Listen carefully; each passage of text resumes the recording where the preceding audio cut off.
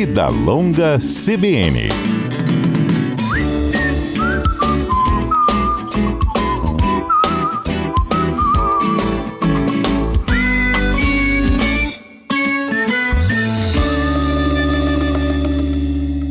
Bom dia, doutora Mara Alves. Bom dia, Álvaro.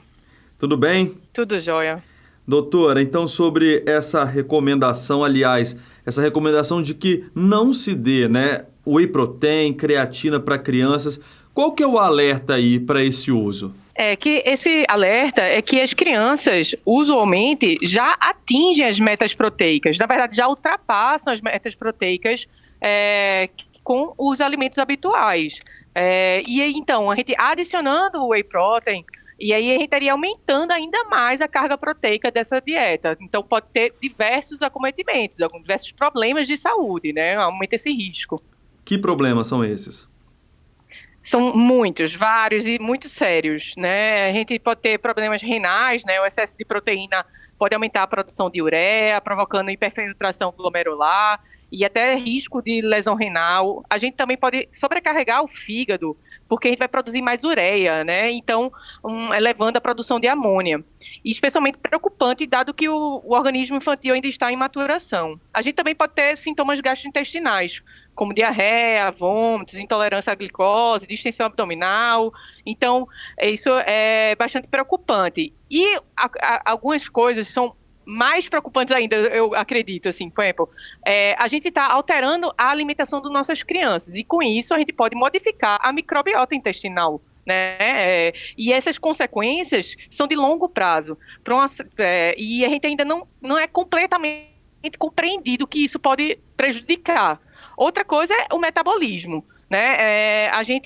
Esse aumento da proteína pode estimular a secreção de insulina e de hormônio do crescimento insulina-like, que é o IGF-1. E isso altera o balanço energético e favorece o acúmulo de gordura. A gente também pode ter, com esse aumento desse hormônio do crescimento insulina-like que eu falei, uma programação metabólica para o futuro e que esta criança, quando chegar na idade de adolescente e na idade adulta, possa ter uma tendência maior a ser obesa e ter problemas de colesterol, de diabetes, sabe? Então, tem muitos estudos mostrando que o consumo exagerado de proteína eleva esse IMC quando chega na idade dos adolescentes e na idade adulta. Então, tanto é que as fórmulas infantis atuais, elas têm uma quantidade menor, mais adequada de proteína do que da década de 80, 90, porque essas crianças foram vistas que eram alimentadas com essas fórmulas com alto teor de proteína, tinha essa chance maior de ser obesa. Então, é bem problemático isso. Então, dois problemas, outros problemas, seria o comportamento alimentar, dessas crianças. Esse uso de suplementos pode substituir as refeições, reais que a gente come, o feijão com arroz, uma carninha, as verduras.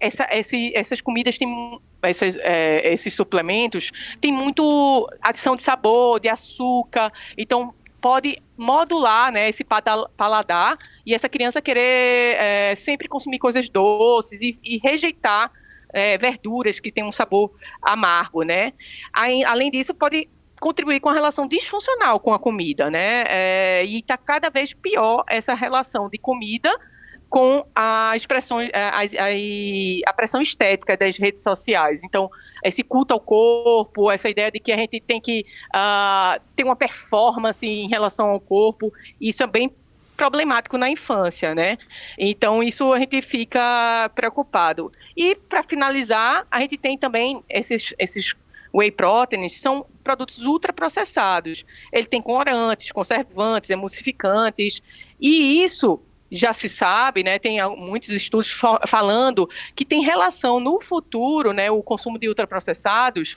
com doenças crônicas não transmissíveis, como, por exemplo, câncer, diabetes, hipertensão. Então, é um ultraprocessado. A gente está realmente se afastando da comida real, e criando muitos problemas para essas crianças. Doutora, a gente vê um movimento da indústria colocando cada vez mais proteínas em alimentos que anteriormente a gente encontrava em outras versões. Então, essa semana nós falamos até na CBN de bebida láctea, agora tem essas bebidas lácteas que já vêm com mais proteína, até água com proteína está sendo estudada agora.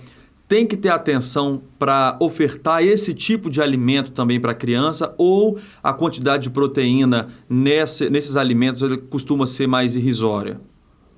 Não, é bem preocupante esse uso de fortificação, né? Essa colocação extra de proteína nos alimentos.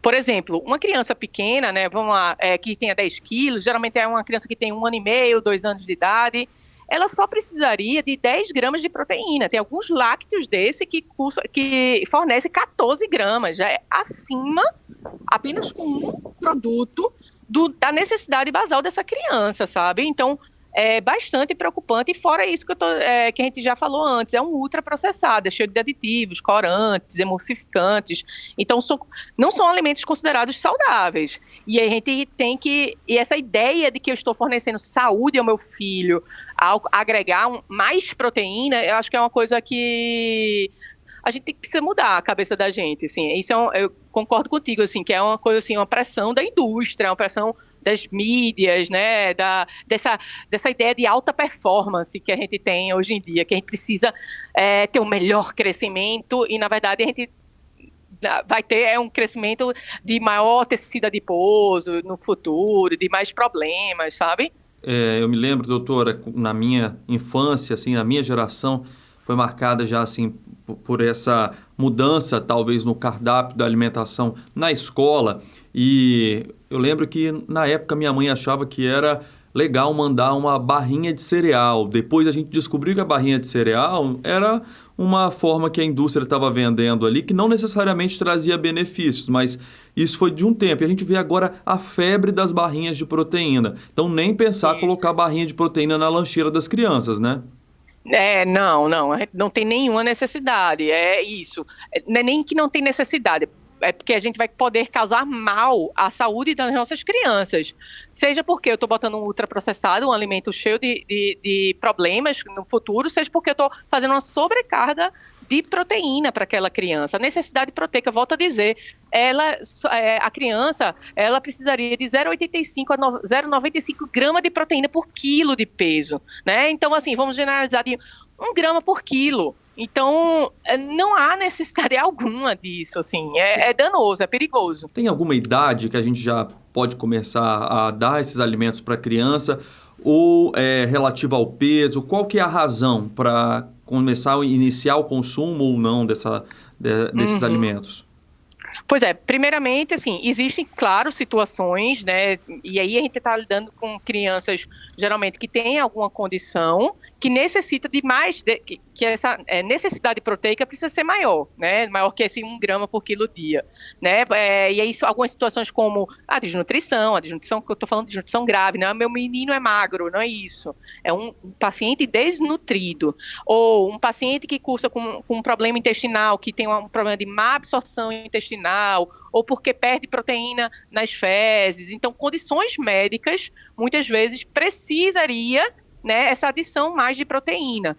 E aí, a gente não utilizaria os alimentos ultraprocessados, não seria através de, por exemplo, de iogurtes, lácteos, né, de caixinha, não seria através disso, ou de barra de cereal. Seria sim uma suplementação que a gente fala de, por exemplo, de um componente proteico isolado, sem conservantes, né, adicionado a um leite. Então seriam nessas situações todas prescritas por médicos, acompanhadas, né, vendo, claro, a repercussão que isso pode ter trazido ou não, né, então acompanhando o crescimento dessa criança, vendo se esse crescimento está sendo saudável, que não adianta crescer e ser a custa de massa gorda, né? Então, doutora, a gente não quer isso. Doutora, então assim, pelo que a senhora me falou, então a razão o necessário é 1 grama por quilo, e passou disso já é uma suplementação desnecessária, correto? É assim, veja só, quando a gente consome, a necessidade é 1 grama, certo? Claro que a gente toleraria, né, o dobro, por exemplo, 2 gramas, não cursaria com problemas médicos, tá? A partir daí que a gente já começaria a ficar mais preocupados. Mas só para a gente ter a ideia de que, assim, um bife de adulto já tem 15 gramas, tá? Então, aquela criança que tem 15 quilos, um bife já dá. Meio bife dá metade da dose. Ovo, por exemplo.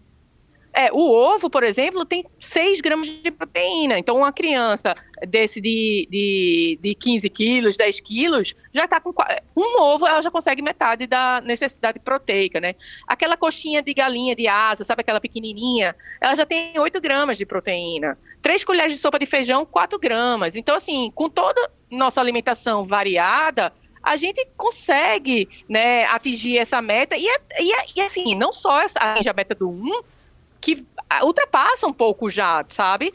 Mas essa combinação de alimentos que a gente está falando não garante não só essa proteína, sabe? Mas todos os outros nutrientes essenciais, vitaminas, minerais, fibras, compostos bioativos. Então, a alimentação não é um só elemento, ela é todo um quebra-cabeça de que um ajuda o outro, e a variedade, na verdade, eu acho que é a grande chave de uma boa alimentação, um bom fornecimento, tanto de proteína como de todos os outros componentes bons, né, para a nossa saúde, sabe? Doutora, para a gente já ir encerrando, então, a senhora falou que uma criança naturalmente atingir, uma criança, é claro, que está tendo uma alimentação adequada, consegue atingir naturalmente esses índices diários de proteína necessária para o corpo.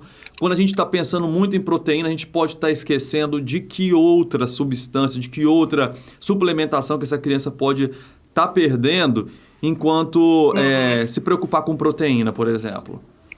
Isso, por exemplo, porque esses alimentos que a gente encontra nas indústrias, geralmente são alimentos que não são pobres em fibras, por exemplo. E isso pode estar alterando a microbiota intestinal, tá?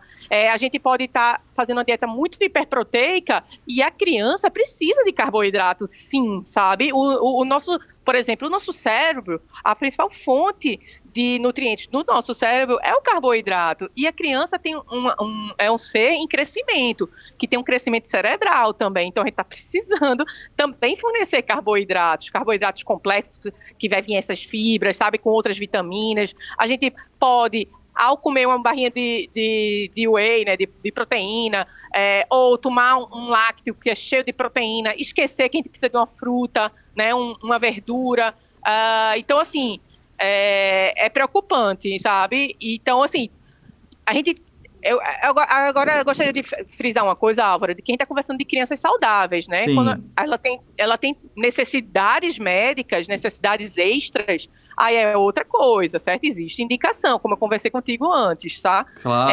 Uma coisa que eu não falei em relação aos atletas, né? Adolescentes atletas, porque alguns têm, sim, necessidade de suplementação de proteína, mas aí não são todos, mas precisa ser uma avaliação individualizada para saber o que é que ele come, o que é que ele precisa, sabe? Então, assim, é outra situação que também atletas de alta performance precisam também ser olhados. Mas, volto a dizer, conversando de criança saudável, a meta era aquela que é facilmente conseguida na alimentação variada e que vai trazer outros benefícios que não só a proteína em si. Tá certo, então. Muito obrigado pela entrevista, a doutora Mara Alves, que é integrante do Departamento Científico de Nutrologia da Sociedade Brasileira de Pediatria. Ela é gastroenterologista e também nutróloga pediatra. Muito obrigado, doutora. Obrigada, Álvaro.